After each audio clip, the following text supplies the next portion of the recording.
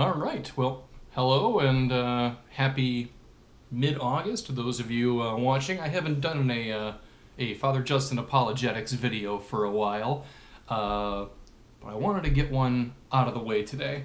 Um, it's normally bad policy for a video to have a busy background, but today is about the background, so I've got to make an exception in that way. And I wanted to show off my new, kind of quasi-geeky project, my Wall of Synthwave. And I'll give you a better look real quick. So all of these are actual vinyl records, and they're all relatively the same genre of 80s-ish sounding music, but that has been produced recently. I was saving this video until I got my last The Midnight vinyl album. So now I actually have their entire discography, which is a goal I've had for a while, just kind of building it one thing at a time.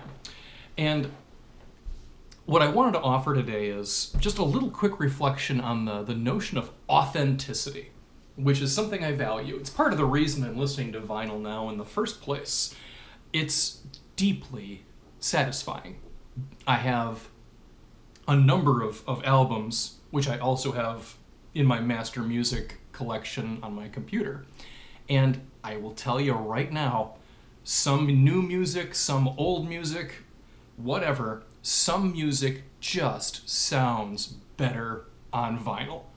And I can't really explain it the way a professional musician, might be able to.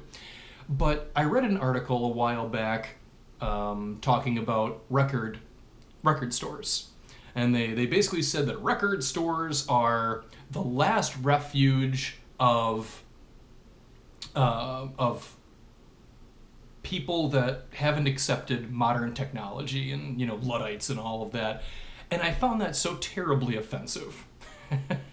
Because you don't have to be a Luddite. You don't have to hate new technology to appreciate something like an actual record player. And it just kind of saddens me that they can label people so casually like that. And that thought was just kind of in my head for a while, and it occurred to me that having authentic things in life is a real pleasure that we don't always appreciate. The other day, my brother was home from Colorado earlier this year, and we made a promise to each other that when it was the year 2021, we would watch C-Lab 2021, just a very, very immature cartoon from Adult Swim back in the day or whatever, but it takes place in 2021, so we just had to watch a few episodes.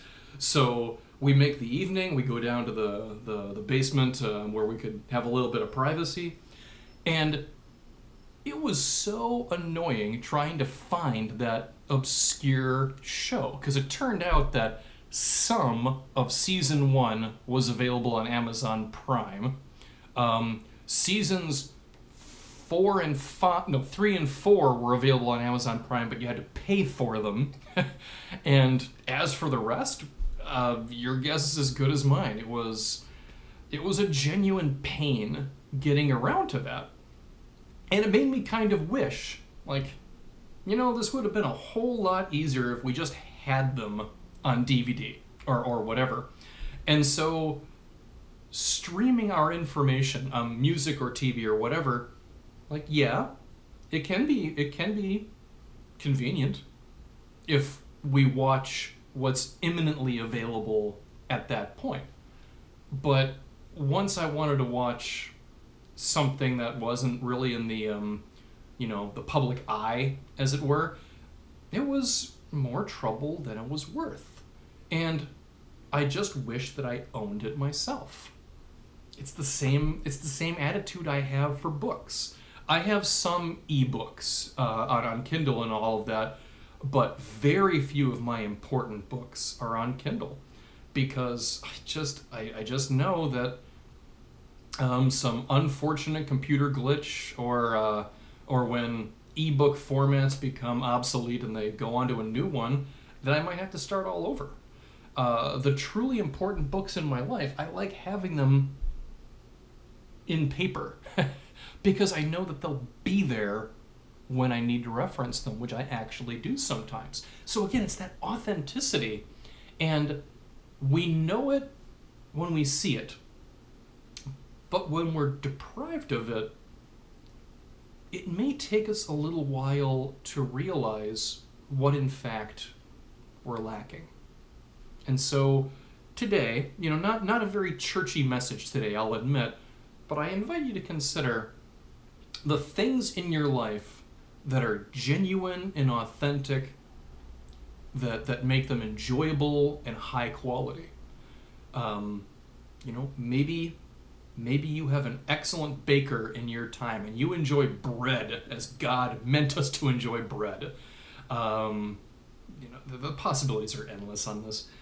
But I also invite you to consider things in your life that are less than authentic. Is there something that might be missing in that aspect of your life? And if the answer is yes, what can you do to regain that sense of authenticity and, genuine reality? I would go as far to say that that is a basic human need. It is a basic human need for things to be genuine in our lives. So thanks for hearing me out, and once again, have a great rest of the summer.